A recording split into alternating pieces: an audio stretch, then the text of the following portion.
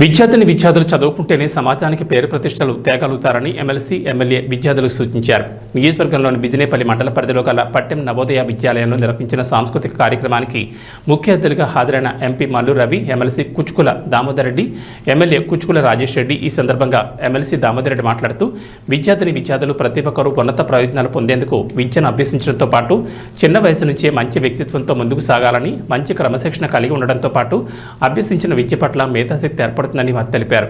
అదేవిధంగా ఎమ్మెల్యే రాజేష్ రెడ్డి మాట్లాడుతూ మంచి విద్యతో పాటు విద్యా దశ నుంచి ప్రజలకు సేవలు అందించడం ద్వారా మీ యొక్క ఉన్నతమైన చదువులు అనంతరం భవిష్యత్ తరాలను తీర్చిదిద్దేందుకు గాను రాజకీయ రంగాల్లోకి అడుగుపెట్టి విజయం సాధించవచ్చని, తాను కూడా చిన్నప్పటి నుండి ఎంతో కష్టపడి విద్యను అభ్యసించి వైద్యుడిగా సేవలు అందించడంతో పాటు రాజకీయాల్లోకి వచ్చి ఎమ్మెల్యేగా గెలుపొందానని తెలిపారు. ఒక కాన్సెప్ట్తో ధైర్యంగా ఈ ఆర్గనైజింగ్ చేసిన టీచర్స్ కానీ స్టాఫ్ కానీ ధన్యవాదాలతో పిల్లలు ఏంటంటే ట్రైనింగ్ తీసుకోవడం గొప్ప ఆపర్చునిటీ. ఆ పిల్లలకు ఒక అవకాశం కలిగించినందుకు Navodaya staff, Navodaya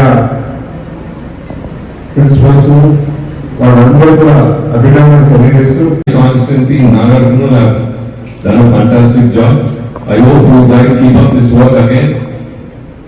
I come from a background of HPS school, but we have never been taught these kind of things in our school except for sports, hobbies and academics. We were never taught anything like this, otherwise probably I would have been